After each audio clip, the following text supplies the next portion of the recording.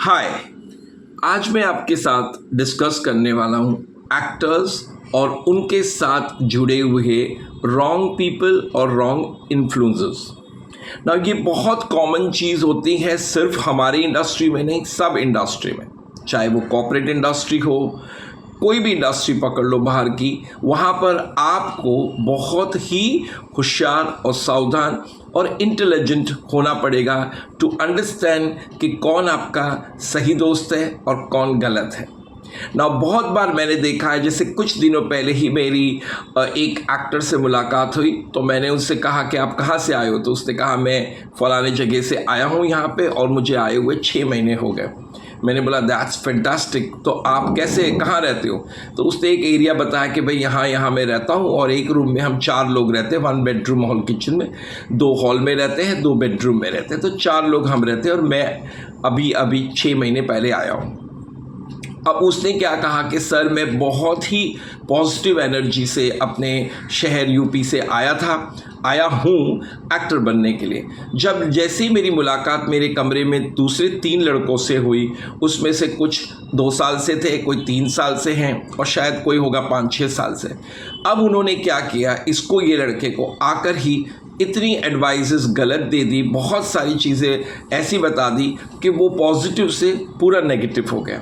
तो मैंने वो लड़के को बोला क्या हुआ ऐसा, तो बोला सर उसमें से मुझे किसी ने कहा कि ये इंडस्ट्री यानी कि बॉलीवुड इंडस्ट्री में कुछ नहीं होता है, अल्टीमेटली इन्फ्लुएंस वालों का यानी स्टार के बच्चों को कॉन्टैक्ट हो या ग्रुपिज़म हो या कहीं ना कहीं आपके कोई अच्छे फ्रेंड्स हो तो ही काम मिलता है, अदरवाइज नहीं मिलता है। तो अब ये लड़का एक छोटे शहर से यहाँ आकर सबसे पहले टेंशन में आ गया कि ना मेरे पिताजी फिल्म एक्टर हैं, ना मेरे पास इतने अच्छे कॉन्टैक्ट हैं, कास्टिंग डायरेक्टर्स भी उनको मिलते नहीं हैं। तो वो बड़ा धीरे धीरे नेगेटिव होता गया। तो उसने मुझे कहा कि सर मुझे आपके से काउंसलिंग करनी है। तो मैंने बोला मैंने आपको पहले भी बताया कि आई डू काउंसलिंग, जहाँ पे मैं एक्टर्सों को गाइड करता हूँ इन्फ्लुएंस बनाने के लिए एक सही रास्ता, यानी कि किस तरह से इस इंडस्ट्री में। तो उसने मुझे कहा सर मैं क्या करूँ? तो मैंने उसे सबसे पहले बोला देखिए 3 लड़के जो आपके कमरे में हैं उसमें से हो सकता है 2 नेगेटिव थे और 1 पॉजिटिव हो सकता है या तीनों नेगेटिव है। ऐसे देखिए वो उनकी पर्सनल एक्सपीरियंस है, हो सकता है वो एक्टर नहीं होंगे, सेकंड हो सकता है वो अपने क्राफ्ट में ध्यान नहीं दे रहे होंगे, हो सकता है कि वो लोगों ने सारी चीज़ें कर ली होगी जो करनी थी लेकिन फिर भी काम नहीं मिला। अब इनके पास कोई रीज़न नहीं है तो कहते रहे अंगूर नहीं मिले तो खट्टे हैं, तो वो उन्होंने आपको भी नेगेटिव इन्फ्लुएंस डालना शुरू कर दिया। तो मैंने उससे कहा कि समझो आपके कमरे में जो 4 साल पहले आया है, राइट, अगर उसको लग रहा है कि ये लाइन अच्छी नहीं है, ये इंडस्ट्री अच्छी नहीं है, यहाँ पे अगर सिर्फ इन्फ्लुएंस पे चलता है, सिर्फ एक्टर के बच्चों का काम चलता है या सिर्फ उन लोगों का ही काम मिलता है जिनके कॉन्टैक्ट्स है, कनेक्शंस है, तो वो फिर 4 साल तक क्या कर रहा है? सबसे नंबर 1, अगर वो 4 साल तक अभी तक कांटेक्ट नहीं बना पा रहा है या कनेक्शन नहीं बना पा रहा है या उसको, तो उसे कहो कि जब उसे पता है कि ये सब चीज़ होने पर भी आपको काम नहीं मिलता है, अगर ये सब चीज़ नहीं है तो फिर वो यहाँ क्यों रुका है ना? तो सबसे पहले इंपॉर्टेंट चीज़ है अंदर उसको मत पूछो, बहस मत करो, लड़ाई मत करो, झगड़े मत करो। उससे अच्छा आप अंदर ही सोचिए कि अगर ये 4 साल से यहाँ पर स्ट्रगल कर रहा है, अगर उसे लग रहा है कि यहाँ कुछ नहीं हो सकता तो फिर वो क्यों यहाँ रुका है, टाइम पास क्यों कर रहा है? उससे अच्छा अपने शहर चला जाए, नौकरी ढूंढे, अपने माँ बाप को भी खुश रखे।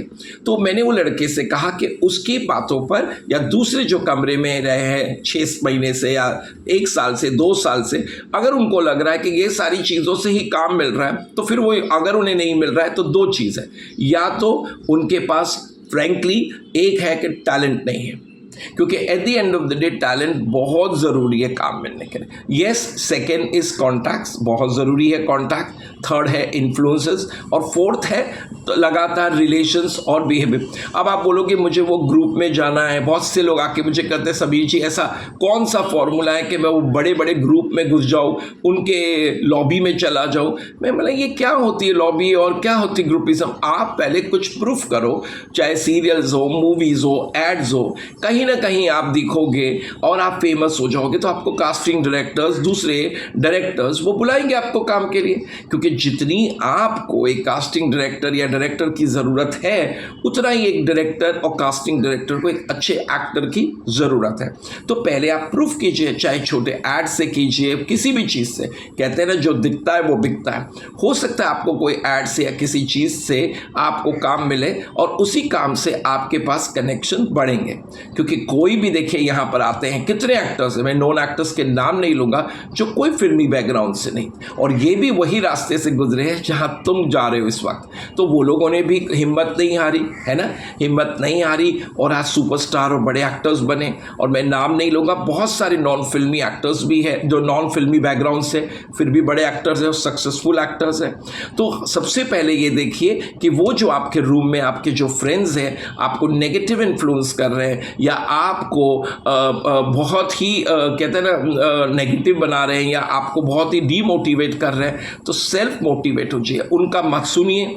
आपको जो पसंद है वो कीजिए। अगर आपको लग रहा है कि आपको भी लग रहा है उन्हीं की तरह के नहीं, कुछ नहीं होने वाला है या मेरा भी कुछ नहीं होगा क्योंकि मेरे कोई कॉन्टैक्ट्स नहीं, मेरे कोई कनेक्शन नहीं, मेरे पिताजी फिल्म इंडस्ट्री से नहीं है या मेरे डैड कोई एक्टर नहीं है, तो फिर आप क्यों टाइम वेस्ट कर रहे हो? फिर चले जाओ। अगर आप हिम्मत हारने के लिए आए हो तो चले जाओ, लेकिन ऐसे नहीं करना चाहिए। आप अपने क्राफ्ट में मेहनत कीजिए, अपने आप में देखिए कि क्या कमी है। डेफिनेटली आपको कभी ना कभी कोई ना कोई, क्योंकि कोई भी कहते हैं ना, हम कहीं से भी हम पैदा होते हैं तो कोई कनेक्शन लेकर नहीं आते। इस धरती पर आकर हम अगर स्मार्ट, इंटेलिजेंट और हमारे में गो गेटर की क्वालिटी है तो हम खुद कॉन्टैक्ट्स, कनेक्शंस और आगे बढ़ते हैं। सो प्लीज़ अपने रूम में जो भी आते हैं, जैसे ये लड़के का एग्जाम्पल दिया, मुझे बड़ा बुरा लगा, मैंने उससे कहा नहीं, फिर उसने मुझे ऐसी ऐसी बातें की, वीडियोस बताई कि सर देखो ये वीडियोस में आता है कि एक्टर्स को यूज़ किया जाता है या एक्टर्स को बहुत सारी चीज़ें की वीडियो बता रहा था। तो इससे तो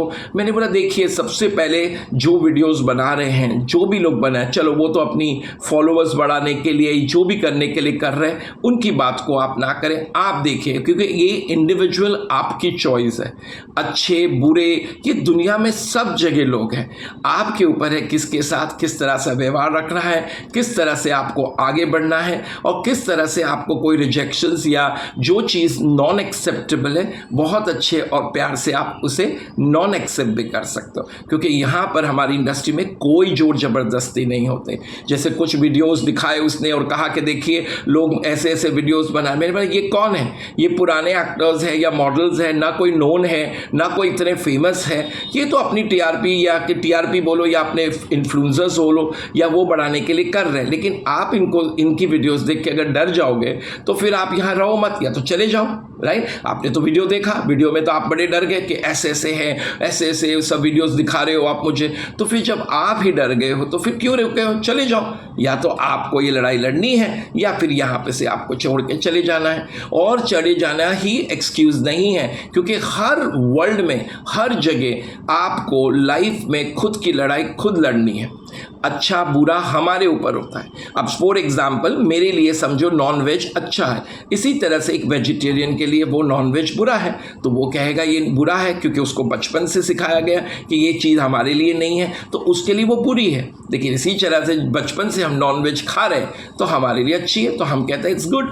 सो it is your own decision, it is your own choice to decide what is good and what is bad. What you want to do it with very much happily and खुशी से। नहीं करना है कोई भी चीज़ मत कीजिए, लेकिन करने के बाद रिग्रेट मत फील कीजिए। And do not do anything which will upset you, which will make you regret later on कि why have done that. Instead of that, even if you are doing, think over it. सोच के समझ के जो भी decision लेने आपके life के, आपके लो।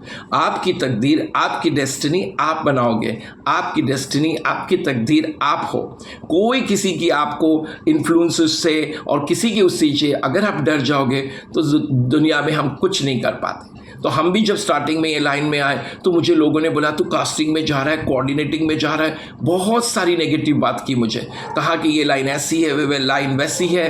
तो मैंने कहा जैसी भी ये लाइन है, but if I have decided to be in this line, I'll make sure that I will improve or I will grow and I will do something which I'm comfortable. और देखिए इतने साल की जर्नी, 24 साल की, मैं नहीं कहूँगा कि मैं I'm not a very big, मैं ये नहीं कहूँगा कि मैं very big casting director or very big person, no not at all. मैं ये कहूँगा मैं एक छोटा सा casting director coordinator, लेकिन मैं बहुत स्ट्रेट फॉरवर्ड हूँ.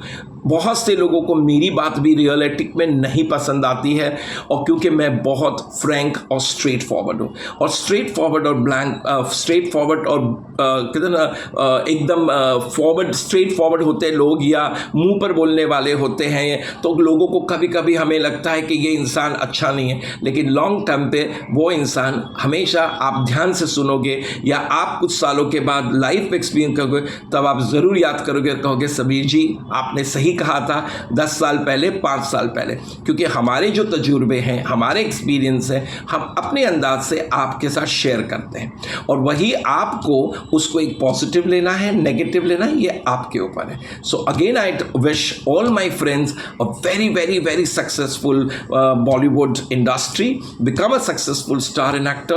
Do not get influenced by negativity, by people talking wrong. आप अपनी मर्जी से जो पसंद है वो कीजिए, और जो पसंद नहीं है मत कीजिए. और कोई भी चीज़ करने के बाद अगर रिग्रेट या गिल्ट महसूस होती है वो ना करें. और जो भी चीज़ में आपको लगता है कि या आई एम फाइन, तो इट इज़, मैंने पहले ही कहा, what is good, it is bad, it is your decision. If you think it's bad, don't do it. If you think it's good, do it.